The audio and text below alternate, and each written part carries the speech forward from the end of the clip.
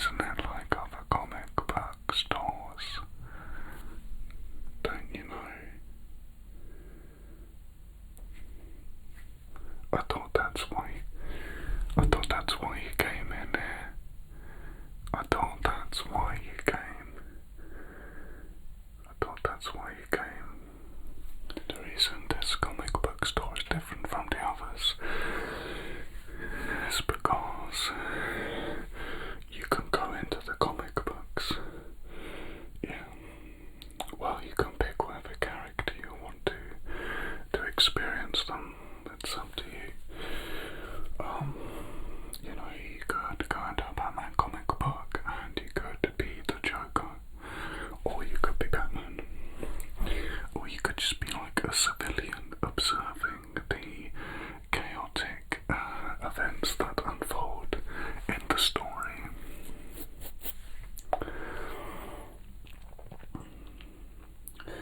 No, so you don't feel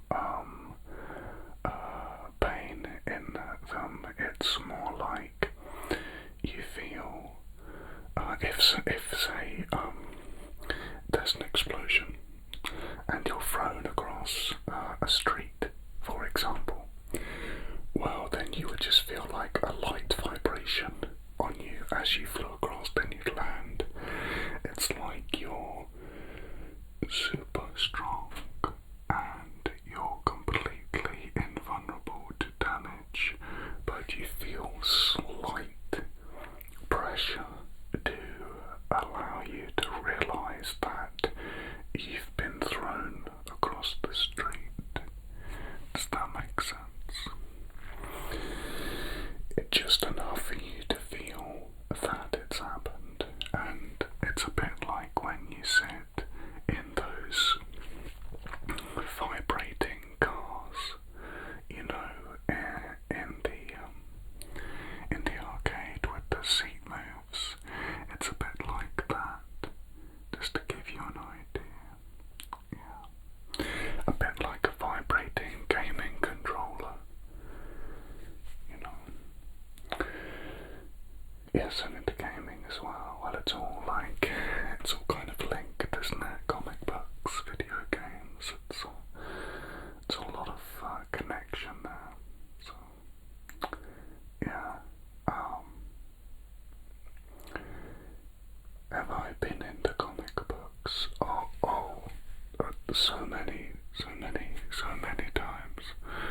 I mean, I've probably been in about 80% of the comic books in the store. Well, it varies really. Sometimes I'll be Batman, sometimes I'll be Joker, sometimes I'll be Superman, sometimes I'll be Lex Luthor. It really depends. It gives you slightly different insight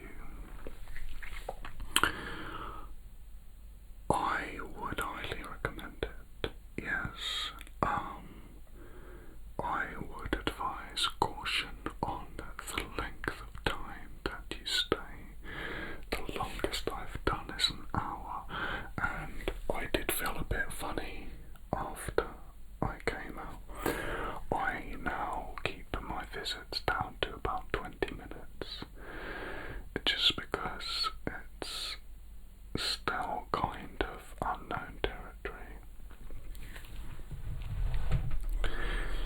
Well, it's not completely guaranteed. So what happened was, and this is probably as far-fetched as the concept of going into comic books itself. Next door, there used to be an old antique shop, and it would sell magical artifacts from time to time, and it was run by an old, it's kind of like a woodworker slash blacksmith or slash alchemist, slash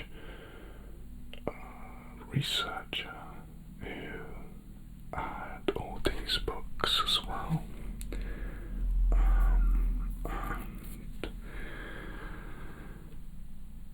she would often come into the store and talk to me about the things she'd been doing that day, and I was very impressed with her wide array of knowledge. It was so interesting to hear about and to see this skill set that she had, and the magic stuff kind of drifted in with that a little bit,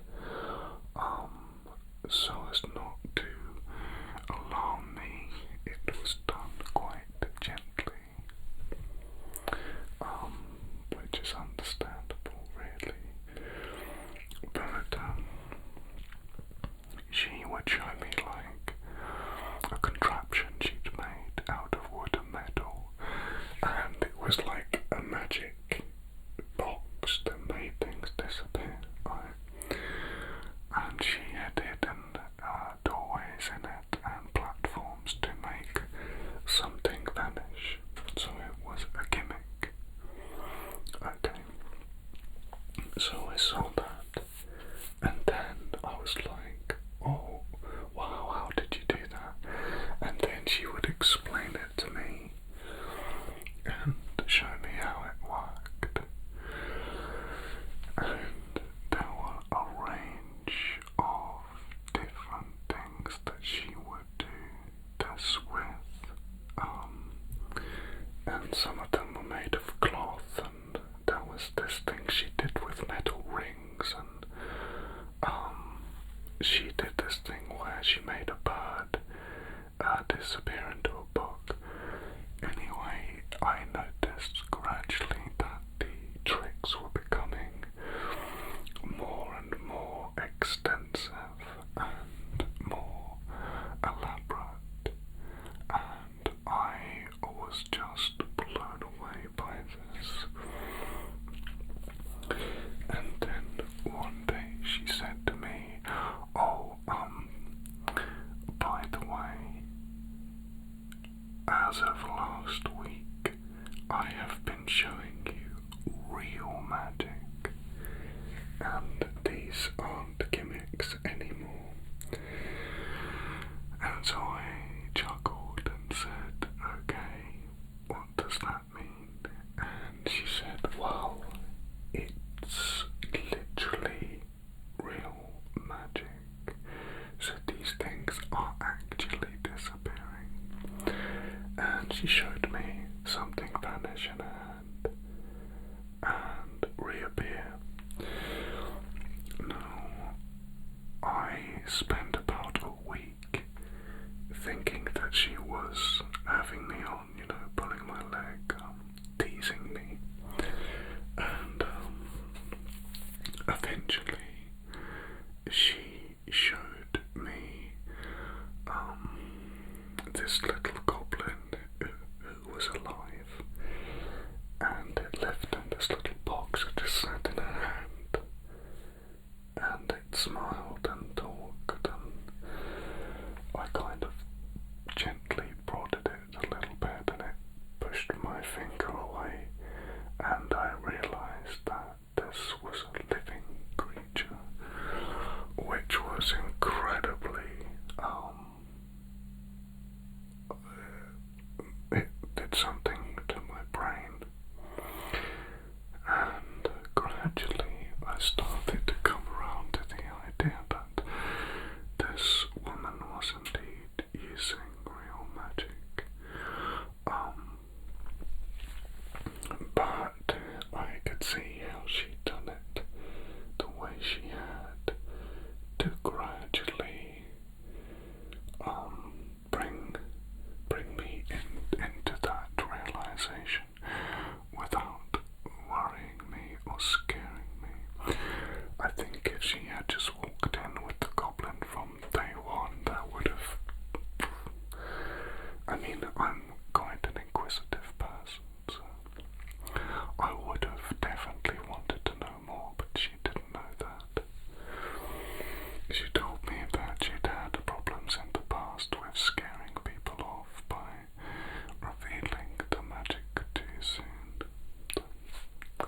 It's understandable.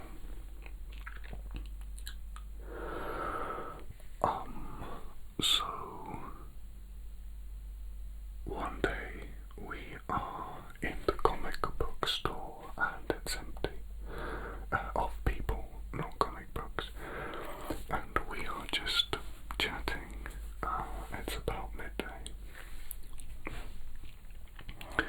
and this cloaked figure walks past and goes into the antique shop, and this woman, her name is Mary.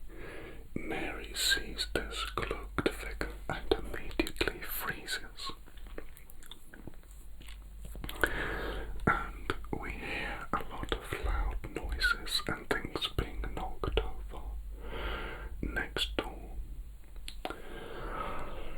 And she said, "Quick, get behind the counter." So we got behind the counter and got down. And she said to me, "That is a very dangerous necromancer who has been hassling her for a certain book of spells, and apparently she had been trying to run away from this individual for years, and he had followed her and tracked her down, but she was certain that she had lost him this time, but she hadn't. Anyway, I can see she's visibly shaken by this, and she says to me, "It's too risky for us to move from here. If we stand up and run to the door out the back, he could see me."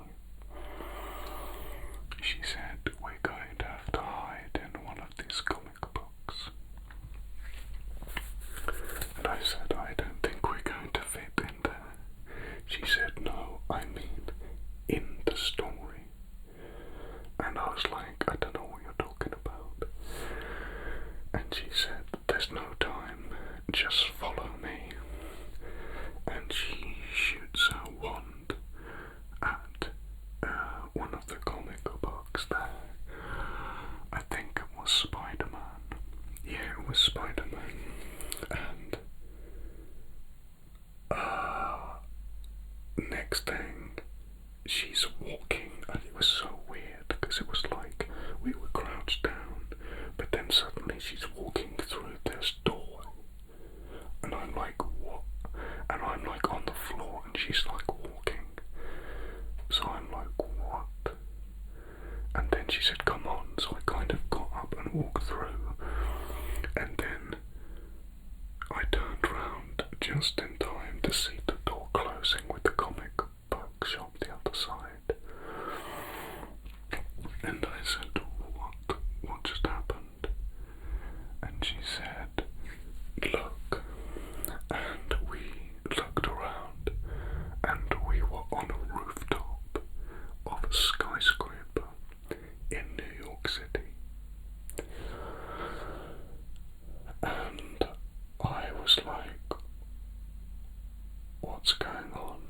she said, "We're in a Spider-Man comic." And lo and behold, I hear sirens, and then I look round, and Spider-Man swings past us, chasing this group of bank robbers with the police in pursuit as well. And it was so surreal.